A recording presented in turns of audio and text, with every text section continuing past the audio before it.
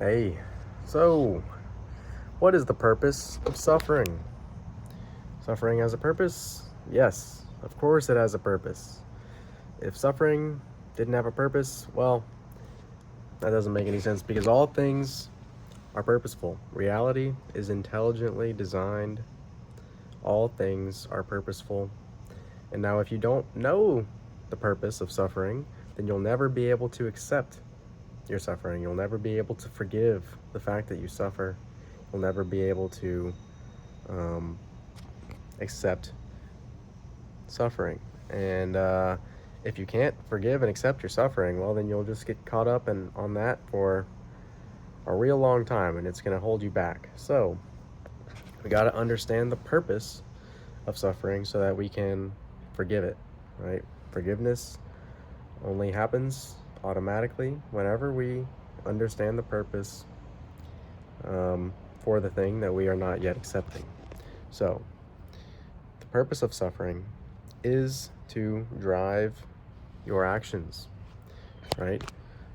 What do you need to take action? Any action at all actions, in fact.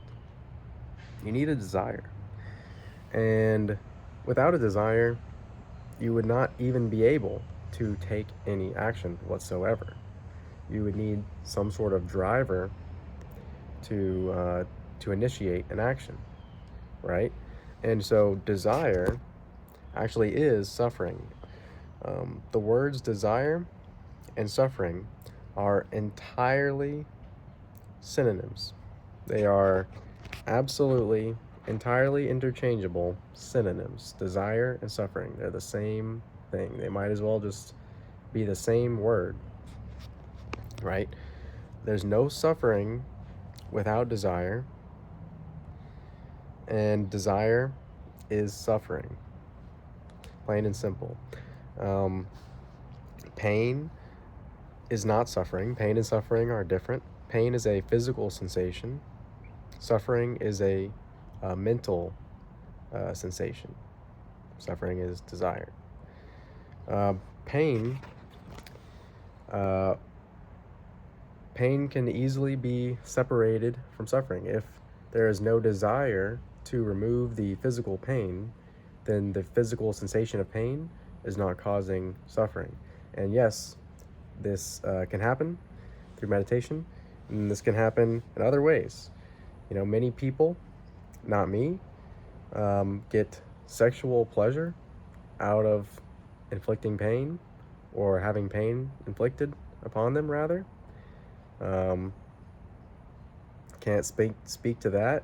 No kink shaming, but that's definitely a distortion. But that's beside the point. So you see, pain and suffering are not equivalent. Physical pain and suffering are two different things, and suffering is entirely synonymous with desire. So, again, what is the point? What's the point of suffering?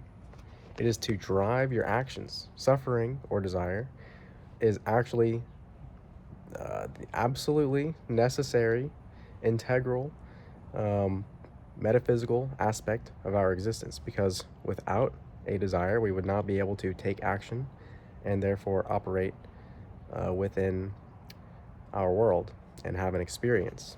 So, suffering is not a bad thing. Suffering is not bad. Suffering is, it's not good either.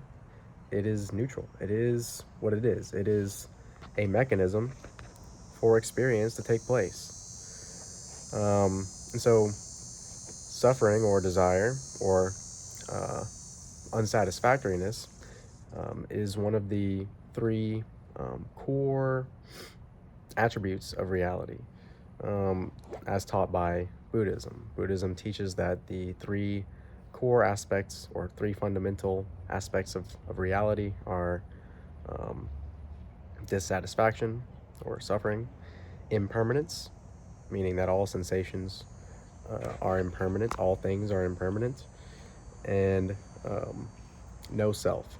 So those are the three things. All sensations and all experiences are impermanent, and because all things are impermanent, of course, how could they be satisfying? They can't be. Nothing will satisfy. Nothing outside of you will satisfy. But all things that you can describe are outside of you. What is you cannot be described uh, from the ultimate perspective. And so all of our suffering is because we look outward to, we look for satisfaction outwardly, and that's what desire is. And we look for our satisfaction to come from things that are all impermanent and therefore cannot satisfy. That's the nature of the human condition. And then no self, that's the part of you that identifies, that has an identity, or the self, ironically, is the no self. But, so yeah, in short, suffering is a component, a necessary component of our experience, because without dissatisfaction or desire, you would have no capacity for experience. You wouldn't be able to have an experience because you'd have nothing propelling you to take action of any kind. So don't make an enemy out of your suffering, because it's one of the three permanent aspects of your reality, which is ironic, right? Impermanence is a permanent aspect of your reality. Suffering or dissatisfaction is a permanent aspect of your reality. And no self is a permanent aspect of your reality. And so, but this is not bad news. It's not like, suffering is a permanent aspect of my reality. No, that's the small perspective. That's the ego talking, right? The ultimate perspective, the way God sees reality, sees you, sees his creation, its creation, is that suffering is neutral. It's not good, it's not bad, it's not, suffering is a permanent aspect of reality. It's, suffering is a permanent aspect of reality. So you might as well get accustomed to being comfortable with it, accept it, forgive it, because acceptance and forgiveness is the only way to liberation. The only way to freedom is to accept and forgive, let go of all resistance. This is the only way to liberation.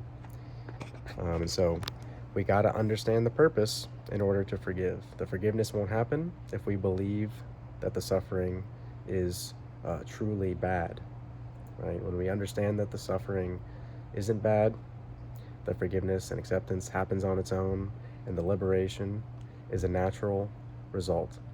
So, hope this helps. Thanks for listening. Leave any comments, questions, ideas down below. Thanks for being here. Like, subscribe. Peace.